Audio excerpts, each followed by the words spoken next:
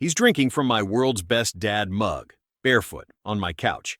I hadn't even unpacked my sea bag when Melinda strutted in wearing a silk robe I didn't recognize and said, "Ron lives here now." She served me court papers like I was the intruder. But it wasn't just the house she took. She blocked me from seeing Emma, told the judge I had PTSD and was unstable. She even filed for my VA benefits while I was overseas dodging mortars. I was humiliated, homeless, and erased as a father. They thought the war broke me, but they forgot what it taught me. Now she's standing in front of a federal judge, and she's not smirking anymore. But before we begin, let me know where in the world you're watching from today. It's always fascinating seeing who's joining us from around the world. My name is Daniel Rourke, and I'm 36 years old. After 12 years in the Marines, I still wake at 500 every morning, polish my boots out of habit, and check my deployment records are properly filed. My wife Melinda used to tease me about my obsessive organization, said it was my sandbox souvenir from all those tours overseas. Our daughter Emma, just 7, would sit in my lap during video calls while I was deployed, her tiny fingers tracing the screen. The house in Ohio wasn't much, but every mortgage payment came from hazard duty bonuses and combat pay. Lately, Melinda's calls got shorter, her voice distant. When she did pick up, Emma wasn't around to say goodnight. My stomach tightened each time, but I buried the feeling. A good Marine adapts and overcomes. But let me start from the beginning. The terminal at Wright-Patterson felt surreal after 13 months in the desert. No gunfire in the distance, no choppers overhead, just the squeaky wheels of carry-ons and the soft murmur of civilian life. I scanned the arrival area, my sea bag heavy on my shoulder, but Melinda wasn't there. Strange. She'd known my return date for weeks. You know that hollow feeling when something's wrong but your brain won't let you process it yet? That's where I was at. I kept checking my phone, thinking I'd missed a message. Nothing. The taxi ride home was a blur of familiar streets turned foreign. Cookie-cutter suburbs rolled past the window, lawns too green, houses too clean. Everything looked like a movie set after so long away. The driver tried making small talk, but I couldn't focus. My mind kept drifting to Emma. She'd be so much bigger now. Would she remember our secret handshake? When we pulled into the cul-de-sac, I noticed an unfamiliar pickup truck in our driveway. Probably just a neighbor visiting, I thought. The grass needed cutting. The flower beds Melinda used to tend were overgrown, little things that nagged at the edges of my consciousness. I paid the driver and stood there for a moment, staring at our modest 2-story. The yellow paint I'd touched up before deploying was starting to peel again. The porch swing still creaked in the breeze, a sound that used to lull Emma to sleep on summer nights. The front door was unlocked. That should have been my first real warning. I stepped inside, and the air felt wrong. Different furniture, different pictures on the walls, a man's boots by the door that weren't mine. The living room TV was blaring some afternoon talk show, and there he was, sprawled across my couch like he owned it. Barefoot, tattooed, drinking coffee from my world's best dad mug, the one Emma had given me 3 Father's Days ago. He looked up, completely unfazed. "Hey there." His voice was casual, like I was a neighbor dropping by. "You must be Daniel. I'm Ron." My sea bag hit the floor with a thud. Blood rushed in my ears. I opened my mouth, but no words came out. That's when I heard heels clicking on the hardwood behind me. Melinda. She was wearing one of those silky robes I'd never seen before, her hair styled like she was heading to a party instead of greeting her husband home from war. "Oh." She said it like I was early for a dentist appointment. "You're back." The room started spinning. I gripped the doorframe to steady myself. "Melinda, what? Ron lives here now." She said it matter-of-factly, like announcing we needed milk from the store. No emotion, no explanation. Just 4 words that demolished 12 years of marriage. Ron took another sip from my mug, smirking. I wanted to throw up. "Where's Emma?" My voice sounded distant, like it belonged to someone else. "At school." Melinda's tone turned sharp. "Where she's going to stay." She reached into a drawer by the front door and pulled out an envelope. Legal papers.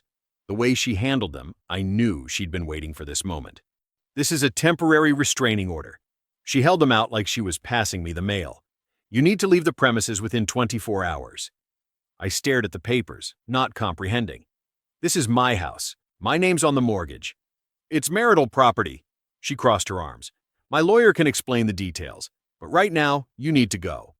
The room felt like a crime scene, and somehow I was the perpetrator. The walls I'd painted, the floors I'd refinished, the memories I'd built, all of it suddenly felt like evidence against me. My daughter's drawings still hung on the refrigerator, crayon stick figures of a happy family that no longer existed. Ron stood up, stretching like this was all perfectly normal. He set my mug down on the coffee table, no coaster, leaving a ring on the wood I'd restored by hand. I stood there, clutching those papers, reading the same lines over and over like they'd somehow change. My hands were steady, too steady. Combat training kicks in at the strangest times, doesn't it? When everything's falling apart, your body remembers to stay still. "You can't keep me from Emma," I managed to say, my voice hollow. Melinda's face hardened. "Actually, I can. Page 3 mentions concerns about PTSD and potential instability." The judge agreed. No contact until a full hearing. PTSD? I've never… The words caught in my throat. I'd seen guys with 1,000-yard stares, sure. But me? I'd stayed sharp, focused. Hell, I'd just passed my final psych eval with flying colors. Ron stepped closer, trying to look tough. "Maybe you should listen to the lady, buddy." That word, buddy, hit me like a punch to the gut. I'd called real buddies home in flag-draped boxes. This piece of work had no right to that word. I turned back to Melinda. "Let me at least say goodbye to Emma. Please." "She's better off with stability right now." Melinda's voice was ice. "You can take it up with the court." My training screamed at me to maintain discipline. Don't give them ammunition. Don't prove their point. So I picked up my sea bag, slower than necessary, buying seconds in my own home. 24 hours, Melinda reminded me. After that, we call the police. The door clicked shut behind me. I stood on my own porch, locked out of my life. I tried calling Emma's phone, straight to voicemail. Text messages bounced back undelivered. Blocked. My daughter was 7 years old, and someone had already taught her to shut me out. You know that moment in movies where the hero has nowhere to go, so they drive to their family? Well, I did that. Pulled up to Melinda's parents' house. The same people who'd hugged me at our wedding called me son. Her dad opened the door just wide enough to show his face. Dan.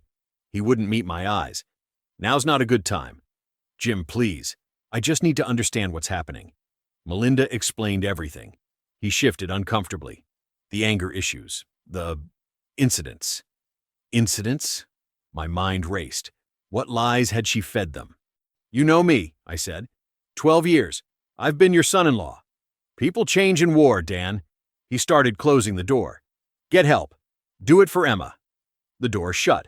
Another one, just like that. I sat in my truck, staring at my phone. Who could I call? My parents were gone. Most of my friends were still deployed or scattered across bases worldwide. The guys I'd served with would have had my back, but they were oceans away. I drove until I hit I-70, pulled into a truck stop just past midnight. The lot was half empty, just a few big rigs idling in the dark. I killed the engine and reclined the seat, but sleep wasn't coming. Instead, I pulled out my wallet. Behind my ID was a photo I'd printed at some phobie in Afghanistan. Emma, maybe 4 years old, holding a little American flag on our front porch. Her smile was missing 2 teeth. That flag meant her daddy was a hero. Some hero. My stomach lurched. I barely made it out of the truck before throwing up in the snow. Everything I'd eaten since landing came up, but the nausea didn't stop. 12 years of service, of sacrifice, of believing in order and purpose. It all came up like poison. I fell asleep somehow, curled up in the driver's seat with that photo pressed to my chest. When I woke, dawn was breaking gray through a layer of fresh snow on the windshield. My breath frosted in the cold cab. That's when I noticed it. A piece of paper stuck under my wiper blade. Not a flyer or advertisement. An official-looking letter addressed to Melinda. My hands shook as I reached through the window to grab it. Social Security account alerts, warning about login attempts from an unrecognized device. Why would someone leave this on my truck? And how did they know where to find me? The Social Security letter was just the start. My hands trembled as I pulled out my laptop, connecting to the truck stop's Wi-Fi. Something about those login alerts nagged at me. If Melinda was trying to access my Social Security, what else was she after? Years of deployment had taught me to keep my passwords organized. I logged into my VA portal, expecting to see the usual benefits summary. Instead, a red notification banner stretched across the top. New claim status? Under review. What claim? I clicked through. my throat tightening with each page. There it was, filed 3 weeks ago, a comprehensive benefits application. But I hadn't filed anything. The claimant name stopped me cold. Melinda Rourke, filing as spouse. She'd submitted a hardship petition for full VA benefits transfer, citing extreme circumstances and sole responsibility for minor dependent. Every line was crafted to paint a picture. The struggling military wife, abandoned to raise a child alone while her unstable husband served overseas. The attached documents made me sick. Medical evaluations I'd never had. Incident reports that never happened. Support statements from concerned neighbors I'd never met. She'd built this paper trail while I was dodging mortars, believing I was fighting for my family. You ever have that moment where the world stops making sense? Where everything you thought you knew turns inside out? I sat there in my frozen truck, reading lies about my own life. I printed everything at a nearby FedEx store. The stack of papers felt heavy in my hands. Not just paper, but proof. Proof of betrayal, sure, but also proof I wasn't crazy. This was calculated, planned. The nearest VA medical center was about 40 minutes away.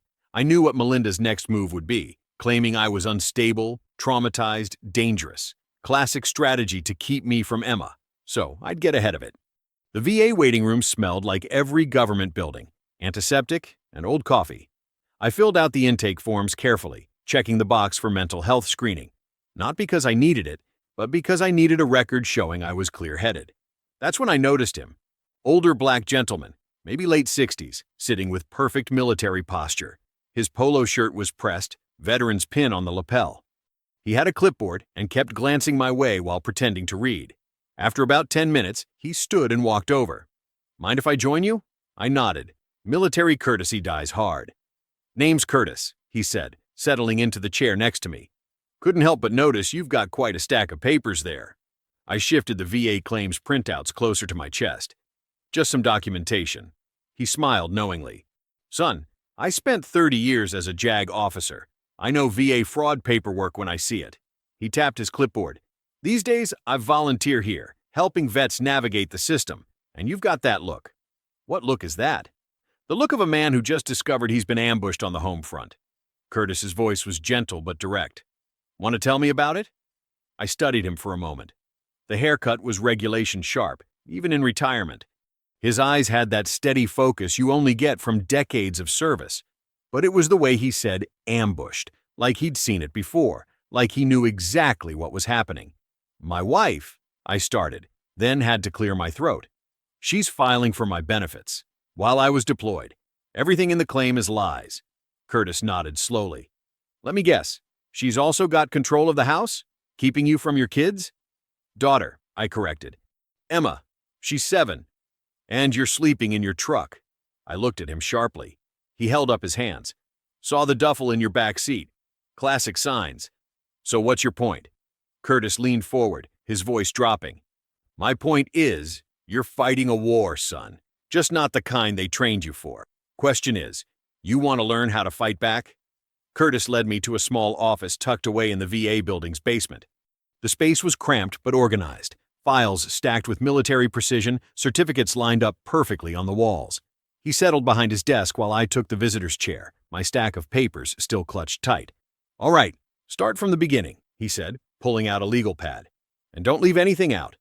I told him everything. About coming home to find Ron drinking from my mug. About Melinda's ice-cold delivery of the restraining order. About sleeping in my truck while someone else lived in the house I'd bought with combat pay. My voice cracked when I got to Emma. How Melinda had completely cut off contact, probably telling our daughter God knows what about why Daddy wasn't around anymore. Curtis listened without interrupting, but his pen moved constantly. When I finished, he studied his notes for a long moment. "Show me what you've got," he said finally, gesturing to my papers. I spread them across his desk. The fraudulent VA claims, deployment records, bank statements, every email I'd ever sent Melinda. I even had recordings of our video calls. Another habit from deployment, saving everything just in case something happened to me overseas. "Smart man," Curtis murmured, examining the timestamps on my deployment logs. "Most guys don't keep records like this. Makes our job a lot easier." "Our job?" He looked up, eyes sharp. "Son, what your wife is doing isn't just wrong. It's criminal. VA fraud is federal. Those falsified documents she submitted, each one carries penalties. And using deployment to deny child access, that violates about 6 different military family protection acts. My heart started beating faster. So we can fight this? Oh, we can do more than fight. Curtis pulled out a fresh legal pad. We can bury them, but we have to be smart about it. Strategic. Everything gets built quietly before we file a single paper, because once we do, he tapped his pen for emphasis. Federal law requires a hearing within 90 days. That's our window, and we only get one shot. For the next 2 hours, we piece together the timeline. Every email, every bank transfer, every document Melinda had forged. Curtis's expression grew darker as the pattern emerged. Look at these affidavits, he said, pointing to statements claiming I was mentally unstable. She got multiple people to swear you exhibited dangerous behavior during times you were literally deployed. We can prove that with your combat logs. That's perjury. But why would she risk federal charges? I asked. Just to get my benefits? Curtis shook his head. It's about control. Money, custody, the house. She wants it all, but she got sloppy. Probably figured you'd be too shell-shocked to fight back. He smiled grimly. Big mistake. Something had been nagging at me, though. I pulled up the county court website on my phone and typed in Ron's name. The results made my stomach turn. Curtis, look at this. He leaned over to read the screen, then whistled low. Multiple fraud convictions, assault, 3 years in state prison. He sat back, thinking. This changes things. Having a convicted felon living with your daughter while filing false VA claims? That's not just fraud anymore, that's child endangerment.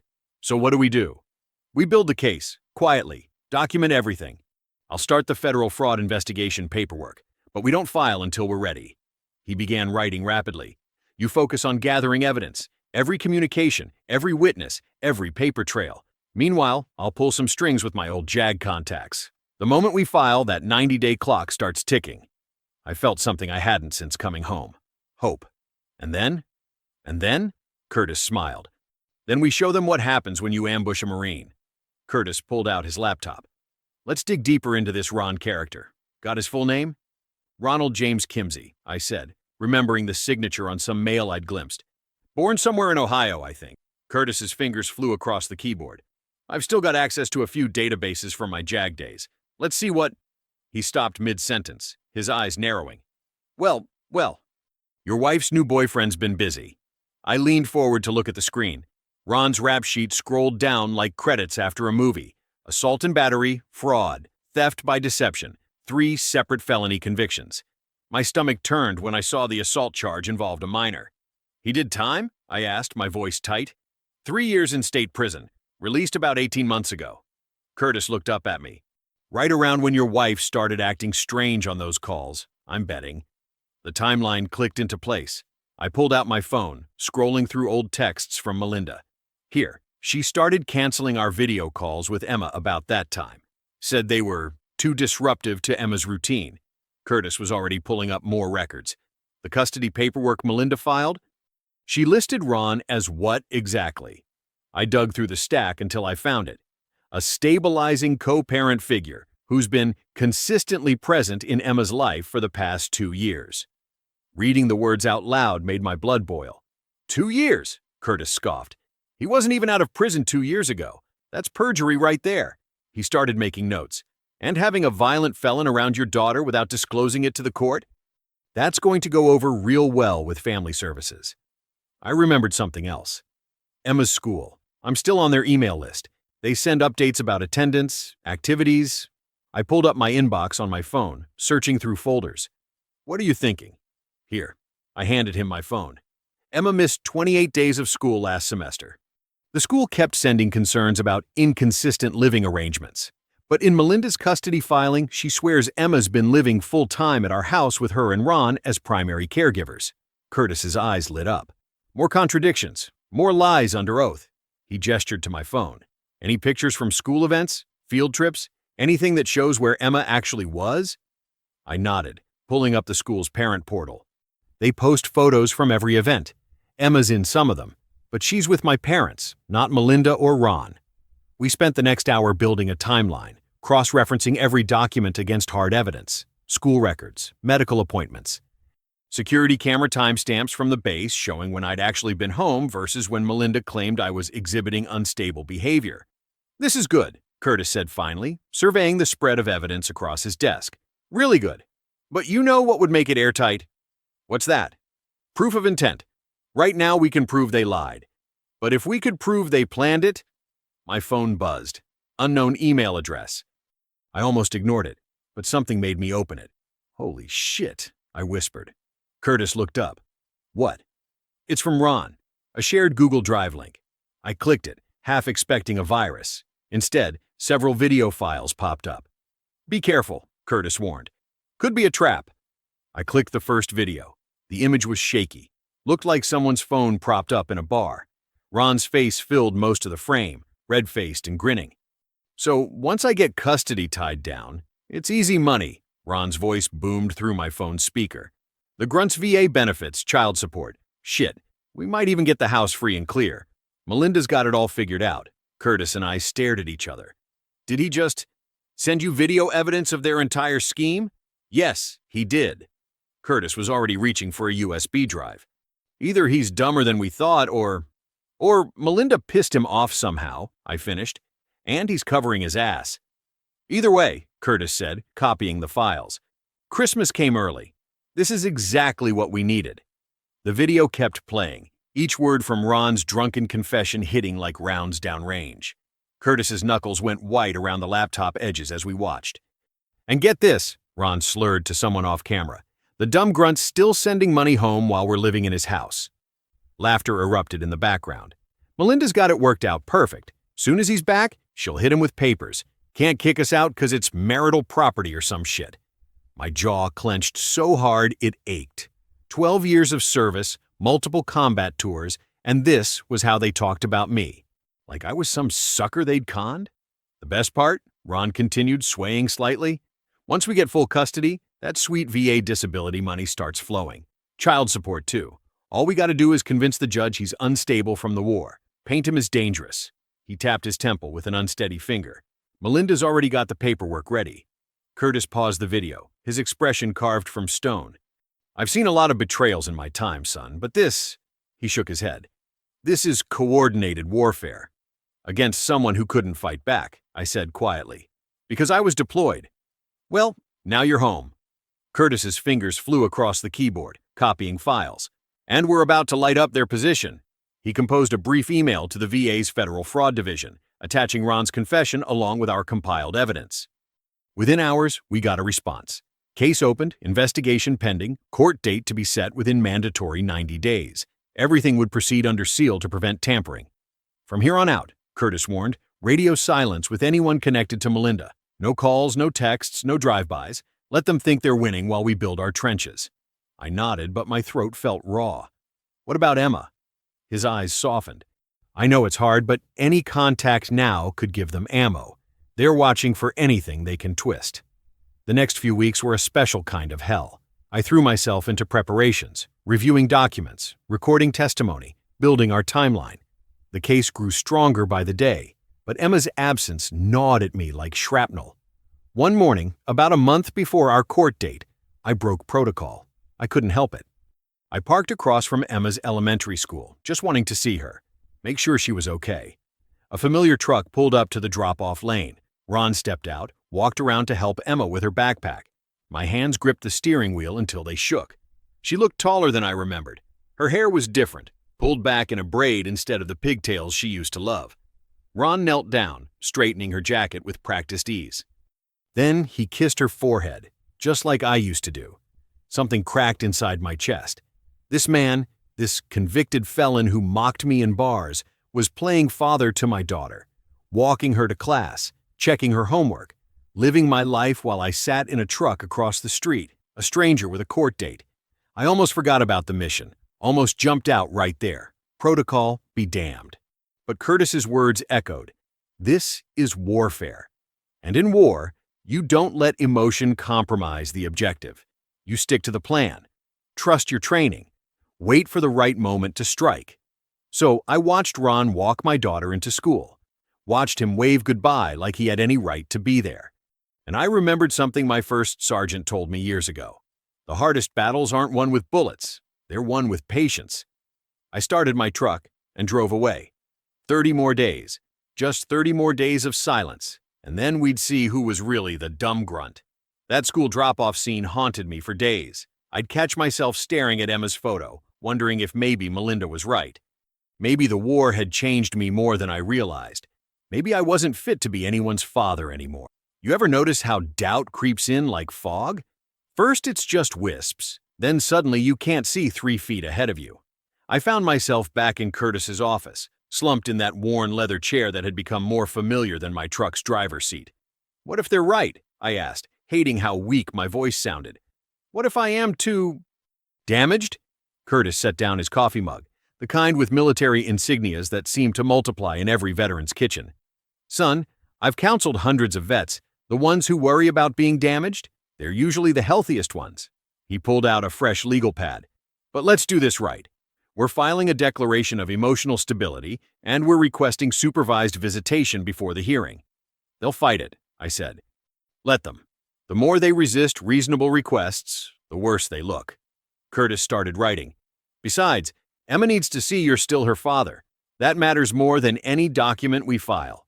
The motion was granted 3 days later. I arrived at the Family Services Center 30 minutes early, pacing the hallway like I used to patrol compound perimeters.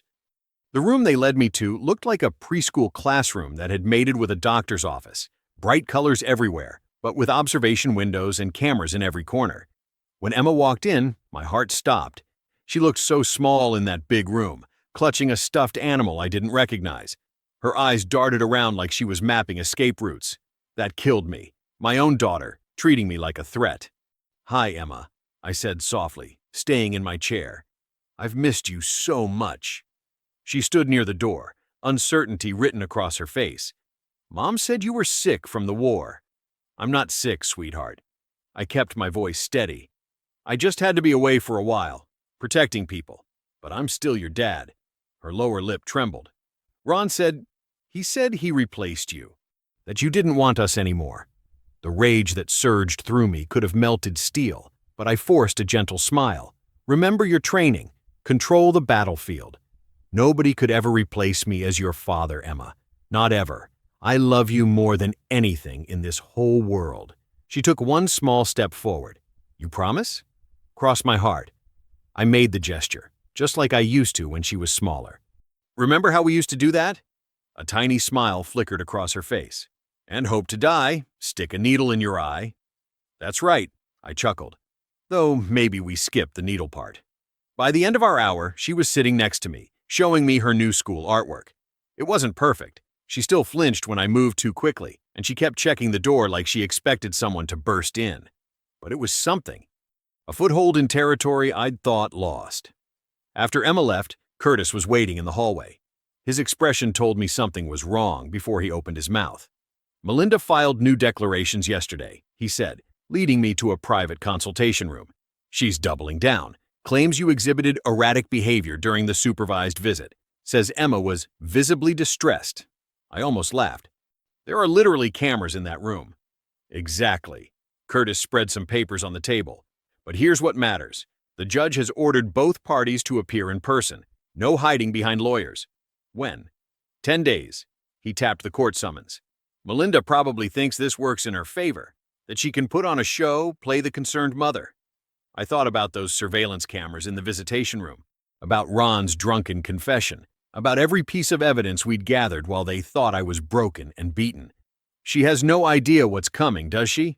Curtis's eyes crinkled at the corners. Not a clue, son. Not a clue. I sat on the edge of the motel bed, surrounded by stacks of papers that told the story of my life falling apart. The cheap desk lamp cast yellow shadows across deployment records, bank statements, and photos of happier times. One caught my eye, Emma's 5th birthday party. Melinda had actually smiled in that one, real smiles back then. Don't get lost in those, Curtis said from his chair by the window. He'd been drilling me on testimony for hours. Tomorrow isn't about memories. It's about facts. I know. I carefully slid the photo back into its folder. Run through the financial timeline one more time? Curtis nodded, flipping through his notes. When challenged about the VA benefits claim, Melinda will likely claim she had verbal authorization. That's when we present the deployment communication logs showing she never once mentioned filing. And the house? Mortgage solely in your name, payments made exclusively from your combat pay, and basic allowance for housing. He tapped his pen against the legal pad. But son, listen. Melinda's going to try to get under your skin. She'll bring up PTSD, claim you're unstable. She might even use Emma as bait. The thought of Emma made my chest tight. I won't lose control. I know you won't. That's why we're going to win. Curtis checked his watch. Get some sleep. Tomorrow's a long day. But sleep didn't come easy. I lay there watching headlights crawl across the ceiling, remembering all those nights in the desert when I'd dreamed of coming home to my family. Funny how life works out sometimes. The first hint of dawn was seeping through the cheap vinyl blinds when I started getting ready. Each piece of my dress uniform felt like armor going on. Pressed shirt, crisp trousers, polished brass. My fingers moved through the familiar motions of securing ribbons and badges. In the mirror, I looked exactly like what I was, a Marine who'd given everything for his country, only to fight another war back home. The courthouse steps were already crowded when we arrived. Curtis guided me through security with the efficiency of someone who'd done this thousands of times. Remember, he said quietly, let the evidence speak for itself. We were reviewing last-minute notes in the lobby when I heard the clicking of heels on marble. Melinda swept in like she was walking a runway instead of entering a federal courthouse. Designer suit, perfectly styled hair, not a hint of worry on her face. She caught my eye and smirked. No sign of Ron anywhere. The courtroom felt smaller than I expected. Maybe it was all the dark wood paneling, or maybe it was just the weight of what was about to happen. Judge Marshall, a stern-faced woman in her 60s, wasted no time getting started. Mrs. Rourke, she said, peering over her reading glasses, I have some concerns about your recent filings, particularly the supervised visitation report. Melinda's lawyer started to speak, but the judge held up her hand. I've reviewed the center's video footage myself. It directly contradicts your declaration. That's when Curtis stood up. Your Honor, if I may, we have additional video evidence that bears directly on the credibility of Mrs. Rourke's claims. He held up a flash drive. Melinda's face didn't change, but her knuckles went white where she gripped her purse. Judge Marshall nodded to her clerk. We'll review this in chambers. The next 10 minutes were the longest of my life.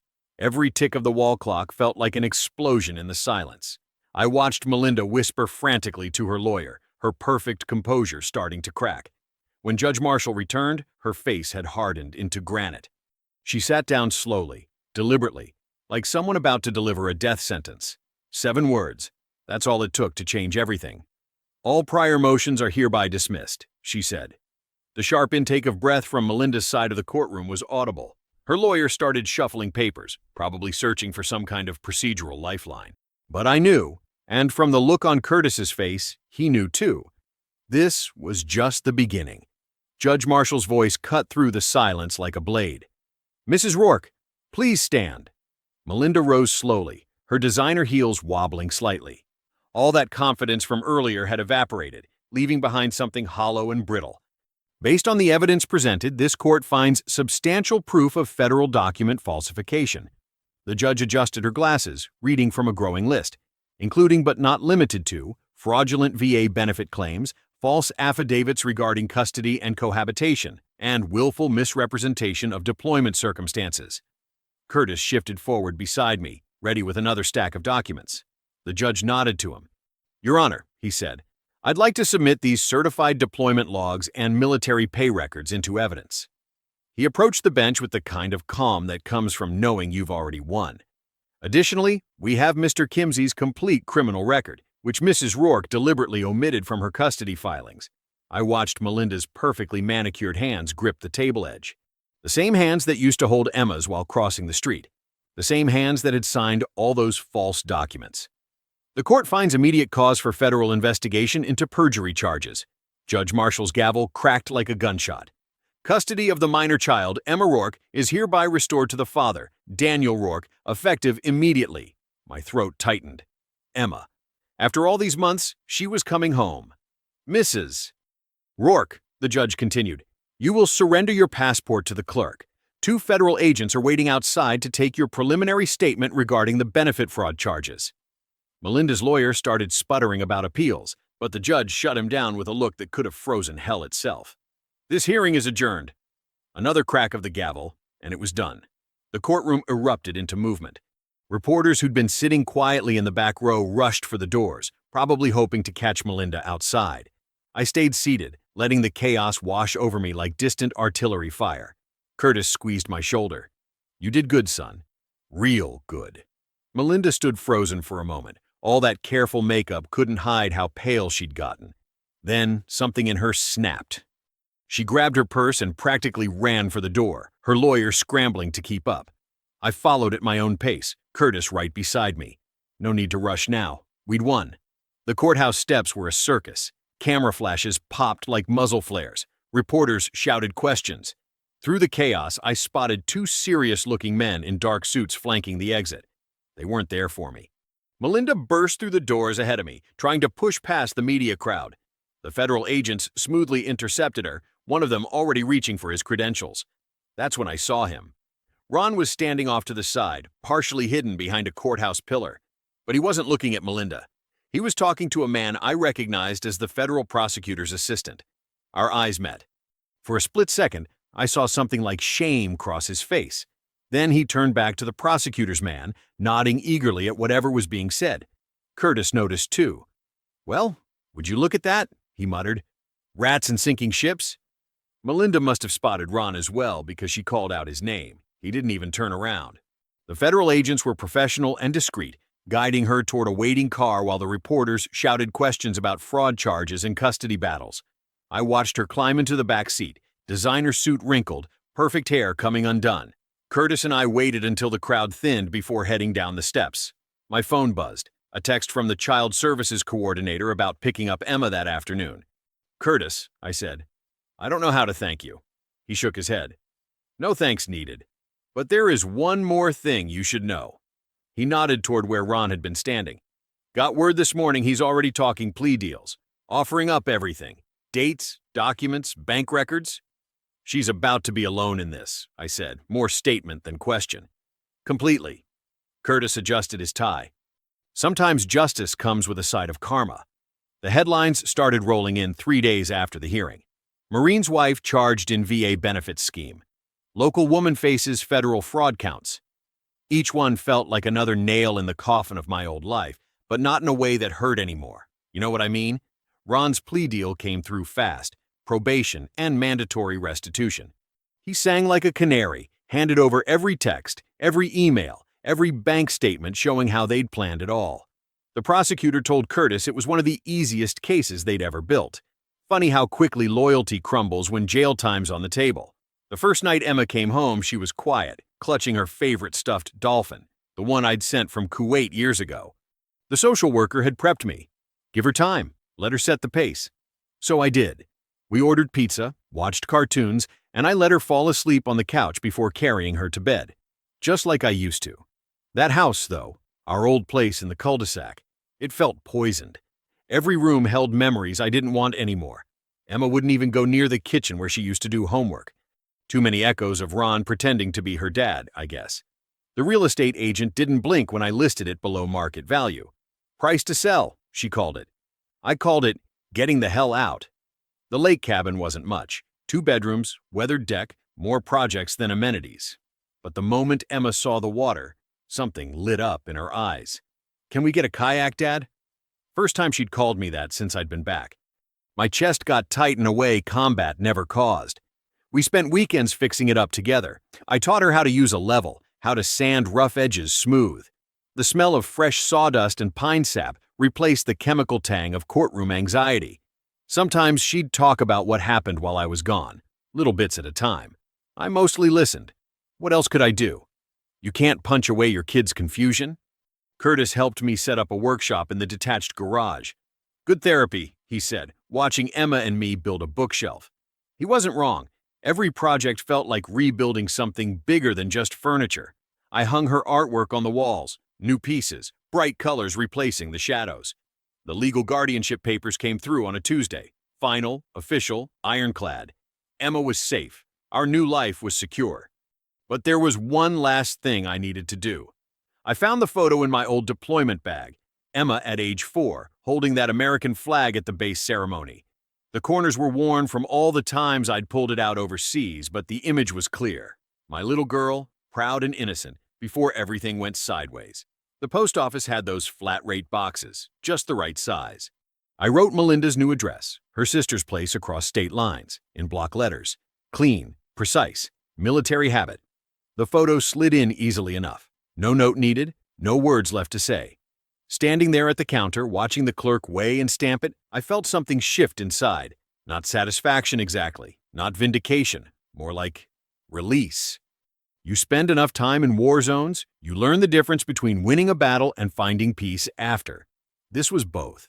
The local paper ran one last story a week later. Melinda took a plea deal, 18 months, plus restitution. Ron testified against her. Her sister stopped accepting her calls. Everything she tried to steal from me had slipped through her fingers like sand. Emma and I were out on the lake that morning, testing her new kayak. The sun hit the water just right, making it sparkle like diamonds. She laughed at something, really laughed, head thrown back, totally free. And I knew right then, we weren't just surviving anymore. We were living. That night, I mounted a red toolbox on the porch wall. Dad and daughter projects, Emma painted on the side, her letters careful and bright. Inside, 2 sets of tools, one sized for her hands, one for mine. Simple things, honest things, the kind of legacy worth building. The January wind whipped across the frozen lake, carrying Emma's giggles as she packed snow into fortress walls. I watched from the porch, coffee steam warming my face, thinking how different winter looked from here compared to the mountains of Afghanistan. Back there, cold meant danger. Here, it meant weekend projects and hot chocolate with extra marshmallows. "Dad, come see!" Emma waved, her purple mittens flashing against the white landscape. She'd gotten pretty good at engineering these snow structures, learned about support walls and proper packing density. Maybe those weekend workshop lessons were sinking in after all. I set my mug down and crunched through the snow to inspect her handiwork. The walls stood almost as tall as her waist, with neat corners and even what looked like the start of a turret. "Looking solid, kiddo. What's your plan for the roof?" "I thought maybe we could use that plywood piece from the garage, just until the snow gets harder." She'd picked up my habit of turning statements into questions when proposing ideas. Made me smile every time. "Tell you what, let's finish organizing that toolbox first. Then we'll see about weatherproofing your fortress." I ruffled her hat, snow falling from the wool. "Deal?" "Deal!" She bounded toward the garage, leaving footprints like Morse code in the fresh powder. You know those moments that stick with you? That's one I'll keep. The garage had become our sanctuary over the past months. Unlike the cabin's original musty workspace, we'd turned it into something that felt purposeful.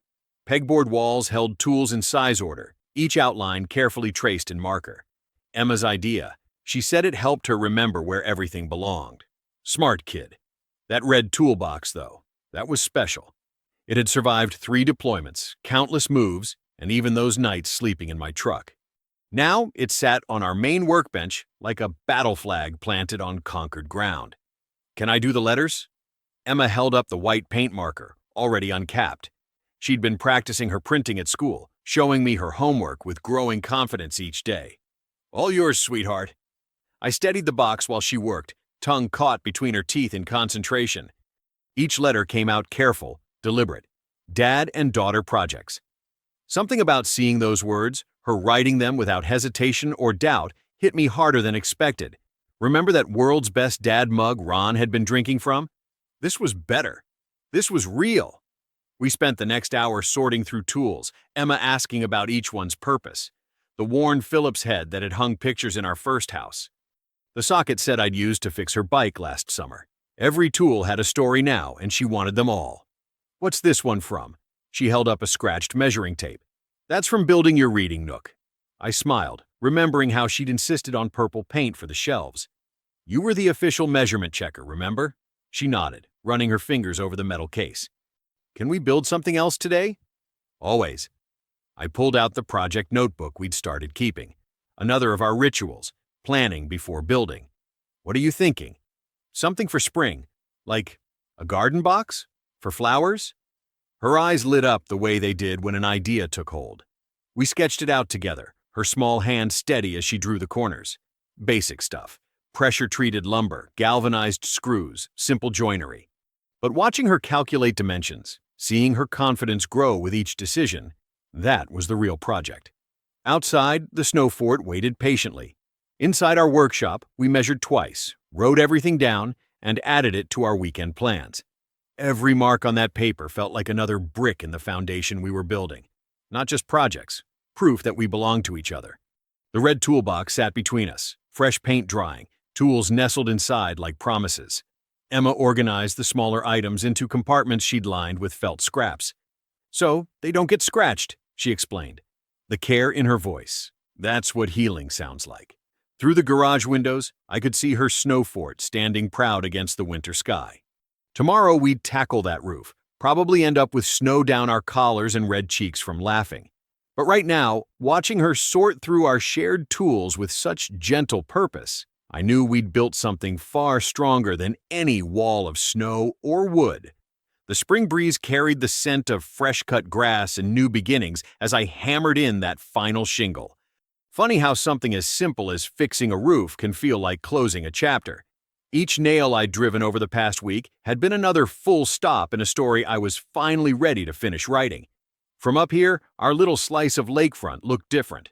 The water caught afternoon sun like scattered coins, and Emma's garden boxes burst with the first brave shoots of whatever mix of flowers she'd chosen. That kid had turned into quite the botanist, could tell you the Latin names of half her plantings now. I ran my hand over the fresh shingles, remembering how the cabin had looked when we first found it. Leaky roof, warped boards, windows that whistled in the wind. But the bones were good.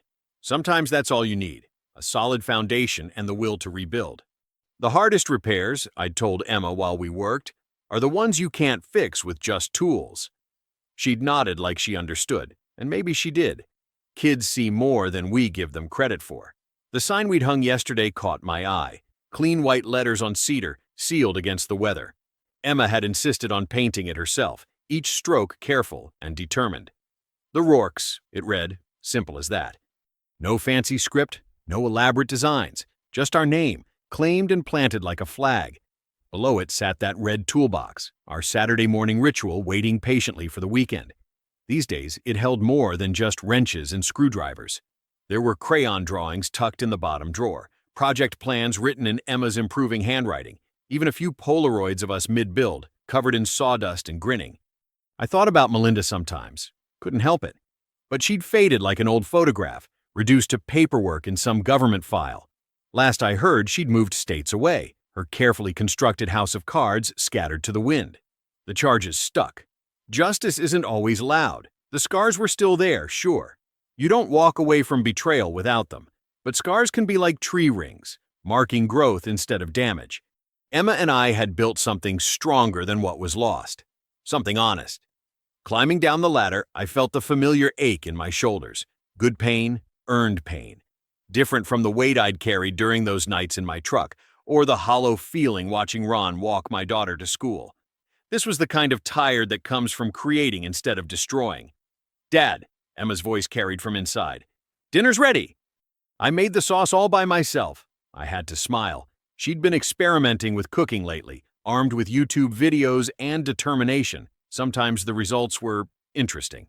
But watching her try, fail, adjust, and try again, that was its own kind of victory. Gathering my tools, I caught my reflection in the window. Same face that had stared back at me in that VA clinic mirror all those months ago. But the eyes were different, steadier. A warrior's eyes, maybe, but not from any battlefield I'd expected to fight on. The toolbox felt right in my hand as I carried it to the garage. Each step on the gravel path was a reminder. This ground was ours, earned through patience and paperwork rather than force. The legal documents that had seemed so cold and formal were now framed on my office wall, badges of honor from a different kind of war. I paused at the garage door, looking back at our home. The new roof gleamed in the late afternoon light, each shingle a small promise kept. The garden boxes stood like sentries along the walkway, protecting Emma's green dreams. And that sign, catching the sun just so, declared without shouting that we belonged here. "Dad, it's getting cold." "Coming, sweetheart," I called back, setting the toolbox in its place of honor on the workbench. My fingers traced the painted letters one last time, our testament to rebuilding, to healing, to winning without throwing a single punch. Some battles you fight in silence, but you still win like a warrior. "Dad, right there." I turned toward the house, toward dinner, toward the peace we'd built board by board and day by day. The scent of Emma's latest culinary adventure drifted out, something involving garlic and… was that cinnamon? Well, we'd faced worse challenges. I believe stories like this find us for a reason. If this one touched you, please subscribe. I share a new one every day, and tomorrow's might be the one your heart's been waiting for.